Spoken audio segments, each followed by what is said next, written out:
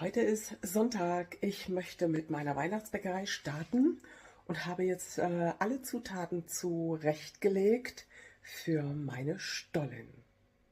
Das werde ich alles brauchen. Hier habe ich mein Rezept.